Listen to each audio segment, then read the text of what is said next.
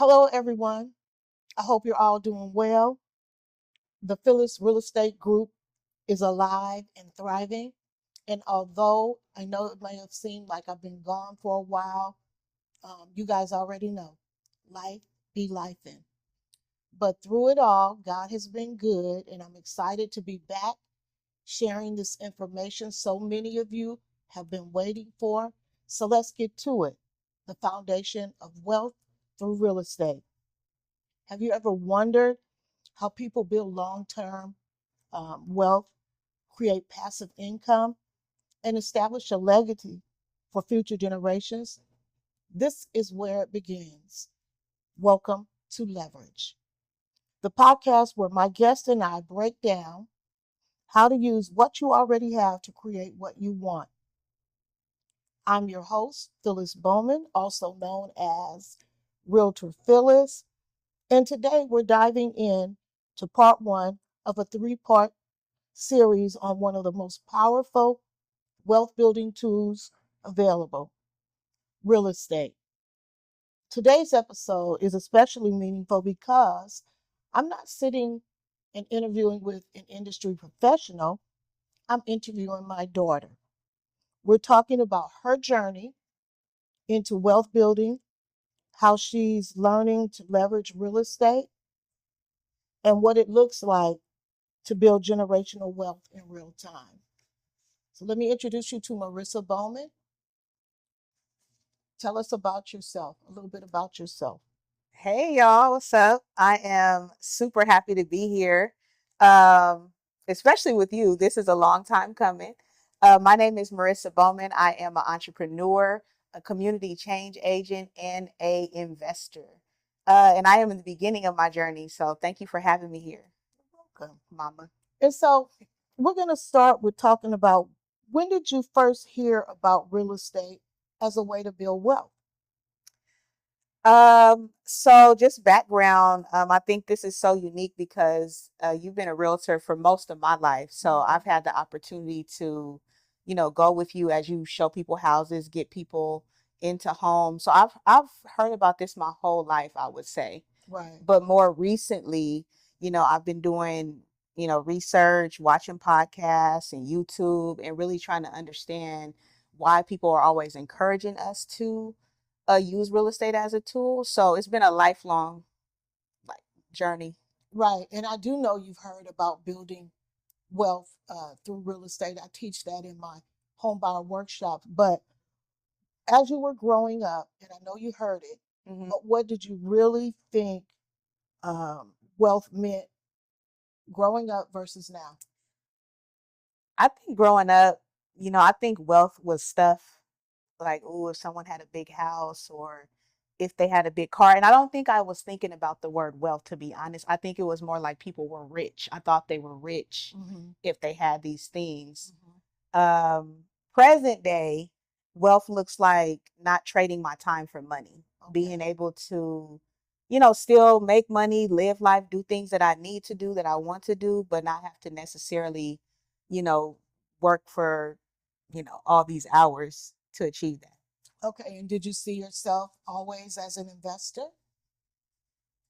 No, not really. Like I mentioned, I'm a entrepreneur. I'm a creative person, so a lot of times I'm just doing things off the love or the art or the Mm-hmm. impact of it. I wasn't necessarily thinking of myself as an investor, no. Okay. So let's get into the real estate side because that's where the leverage happens. What was the first step toward investing? You know this, so you do these home buyer workshops Yeah. a lot of times Mm-hmm. where you give people education on, what they need to actually get qualified for a home. So for me, it was education. Okay. And also, in that education, you introduced me to someone that I definitely want to shout out, Charles Murray, Mm-hmm. who taught me about credit. Okay. But I want to tell you this because when Charles introduced me to credit at the time, I would say like 2018, Mm-hmm. my credit was probably like under 500. Okay. And so my first step from like 2018 to 2021 was addressing my credit situation and cleaning up my credit. So I went from under 500 to well above 750, in about three, 3 to 4 years or so. Okay. How did you learn the process? Was it overwhelming for you? Well, thankfully, y'all, I'm in the hands of a pro. So because I took advantage of like home buyer workshops and, YouTube University, I'm always doing research. The process started to become clear that I can't just go zero to, oh, let me go look for a property. I had to get pre-qualified. I had to see like with my credit, my income, my debt, how much house I could afford. Very good. So That's key. That's yeah. key. Okay, and so what role did financing or leverage play in how you think about buying property? So I don't know if a lot of people know, Mom, you're a loan officer. Could you explain what I'm gonna do a reverse Uno and ask you a question. Can you explain what a loan officer is? Because that's gonna play into my answer. Okay, and so lending and real estate go hand in hand. I started out on the lending side. I've been in mortgage banking for 25 plus years. And normally, when I meet a buyer for the first time, they just want to go look at property. They watch HDTV, and also just by going to new construction and looking at homes, I don't recommend they do that. She had hit on pre qualification. The reason you need to be pre qualified is because you need to find out how much house you can afford. You know, everybody wants the dream home the first time. But what did I tell you? And you listen. I said, this investment you make don't have to be your forever property. You can eventually do what you did and leverage that to get to where you're trying to go. So pre-qualification in lending, pre-qualification is just so you can afford the house you want. You know what I mean? You don't want to just go look at property because you might you'll be disappointed if you can't afford that property. So now I'm gonna ask you that question again since I've explained why you need to be qualified. What role did financing or leverage play in how you think about buying property? So financing helped me to understand like how far I want to go, how much house I could buy. So instead of me trying to go, directly out to the property, I started to get pre-qualified. And let's say I was pre-qualified for 780,000. You started to break down what the payment looked like if I took out a loan for 780,000, what a loan looked like if I took it out for 500,000 or 300,000. So I was qualified for a great amount, but I really stayed below my means as much as possible. And I didn't use up all my financing. Right. But that helped me to acquire the property overall. So because you qualify for 750,000, you don't have to buy a house for 750,000. No, because that's your payment. Correct. Essentially. Okay. So we talk about leverage as using what you have to access more. How do you see that playing out in your journey? So I think it's probably important that I like give a little bit of the story. I bought a house in 2021 in the pandemic, and that was really unique because a lot of people were kind of saying, the economy is bad and it's a downturn.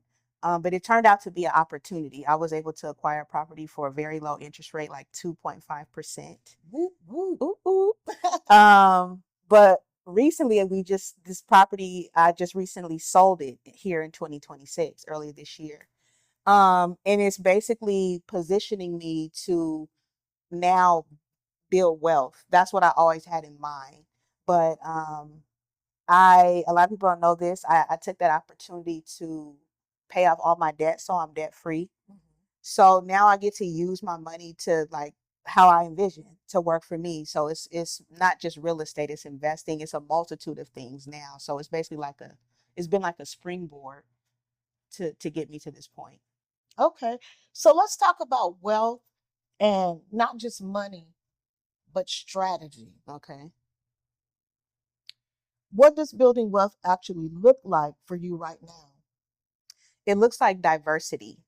So with like the first property that I purchased, you know how people have you ever heard people say like, oh, your house poor, house rich, Hmm. meaning all your wealth and leverage is tied up in that asset. Right. So what I did was I bought that house, I held that property for 5 years. Hmm. The equity grew pretty quickly. Okay. So I basically freed up the equity. So now I'm diversifying my investing, not just real estate. I do want to get back into real estate. Okay. The market's kind of unique right now, but I'm looking at stock market investing, investing into business, also digital real estate because the times are changing. We have AI here as well. So just looking to diversify and leverage different types of investments now strategically. Okay. So are you thinking more about cash flow, appreciation, or long-term ownership? I'm pretty young, so I'm right now like more heavily focused on like income, cash flowing, and appreciation, and Hmm. just trying to make as much money as I can over like the next 10 to 15 years. But all of this is with long term goals in mind, I would say. So a combination of all three. Okay. So that sounds like a pretty good strategy. How has your perspective on money changed since learning about real estate? Learning about real estate and has taught me patience and delayed gratification. If you want to build something, sometimes you have to put in the time to do that. So me being able to take and stay in that real estate asset for 5 years and letting it Mhm. the the um the asset appreciate, that's what opened the door. Okay. So wealth, sometimes you have to have patience and you have to have a long-term vision Yeah. if you want to, like reach a goal. Yeah. So do you feel like you are building something bigger than yourself? For sure. I mean, you hear me all the time say that I want to build generational wealth. So this is not just for me. This is for my cousins, my family, my friends, because I know that like I'm a person, if I could see something, like somebody like that looks like me or that's close in my age, like, oh, they Hmm. did that, I'm doing that. Or I could do that. So it's really me not just setting the tone for myself, but for my people and the people around me. And also having resources for them to tap into as well. Okay.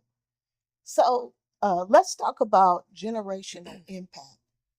This part is really personal for me because this is why I do what what I do. Hmm. How does it feel learning about wealth building at this stage in your life? It feels like really empowering and it also feels like responsibility for me Okay. because Why? What, can you explain a little bit more? I feel like we come from nothing, and not saying that in a negative way. You're from Watts, California. Everything you've attained, you've had to work your whole Life to life get to. for. So I Yeah. feel like it's empowering for me to be in position, but it's also a responsibility to execute the plan. Okay. And so, do you think this changes your future? Yeah, it's changed my present. Okay. So it definitely it will change my future in that a lot of the stuff that I've been wanting to do, you have to have resources for. We've been doing business, for Hmm. many years. Hmm. So it allows us to kind of accelerate that. Even this, like us being here at this podcast, this is a Right. long time coming. Yeah. So it allows us to accelerate these things and open doors, as we go along. Okay. And what does generational wealth mean to you? Get me emotional over here. Um, Generational wealth means leveling the playing field. Like as Black people, what's been holding us back in this country is we don't have economic equality. Right. So for me, it's like I'm not even supposed to be here. Like as a young Black woman, being maybe a six-figure earner or having ownership or even um talking about some of these things at my age. Yeah. Having the knowledge and the experience. Mhm. Would you say? Yeah, Okay. I'm getting emotional. Mhm. Well, what kind of legacy do you want to create or continue?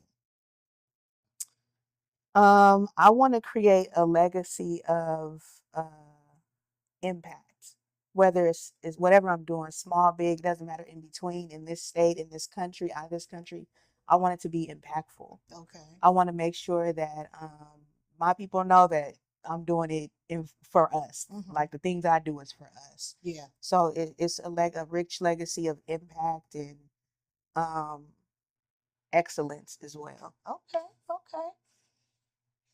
And so now let's get into something I'm really curious to know, advice to others. I want to shift this outward because there are a lot of young people listening. Mm-hmm.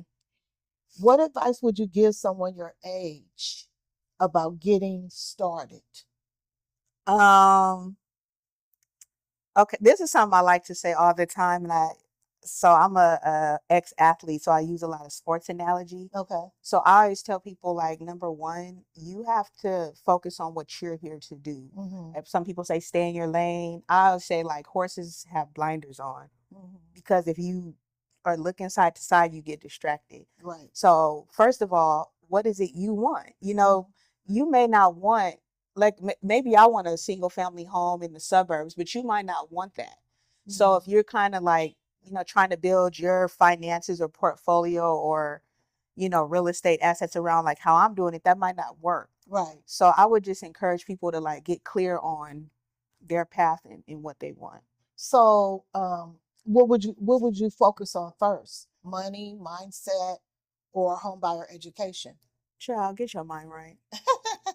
I would say you have to have the mindset, because if people say things are out of reach or I can't do this or that's not for me, you're already starting off defeated. Yeah. So your mental is very important. And you know me as a person, like I'm very strong-willed, strong-minded. Right. I'm a dive in, but that's just me. Right. Everybody's different. Everybody's different. Everybody's But different. I do say that mindset attributes to a lot of my success, because I'm gonna go for it. Because in my mind, I think I can. Okay. So, what mistakes would you tell them they should avoid? I love this question because y'all, we gotta stop blowing money fast. We gotta stop spending that. We are raised by the hip hop generation. I'm a millennial, so that's all in our music. That's in our culture. Like, let's go. We want to have nice cars. We want to have the bags. We want to have this lifestyle, but that lifestyle will cost us. Yeah. So that's also why I'm sharing this, because if even if you see how I live my life and you like, oh, Right. you think she got it going on, I'm not blowing my money, y'all. I'm making my money work for me. That's what I'm telling you. Like, I didn't sell the house and go buy Gucci bags. I sold the house and funded my IRA so that I can invest my money and it work for me. So that's why I want to share that, because we kind of get money and it burns in our hands to go and spend it. So please, let's stop doing that. Right. Right. So, listen, this conversation right here is what it is really all about. Leverage looks like it's like you said, getting your mind right, taking the steps to get where you're trying to go. It's about passing down knowledge, shifting mindsets, and creating opportunities that didn't exist before. I'm very proud of you. I told you when you first bought the house, this doesn't have to be your forever home. And there's many things you can do, but you got to get your foot in. You can use real estate to do many things, not just for, uh, taking cash out to take a trip. Right. Nothing wrong with that. Right. You can also take cash out to send a kid to college. Nothing wrong with that. But why not get your foot in the door and leverage what you have to get what you really want? Right. And I would say you're there now, but I can tell and feel your energy. You're not done. Oh no, we just getting started, girl. Not done. And I love it. I love it. I just want to thank everybody for tuning in. Like we said, this is only episode 1 of a 3-part series, and I hope you join us again and bring a friend. Thank you so much. Thanks for having me, girl.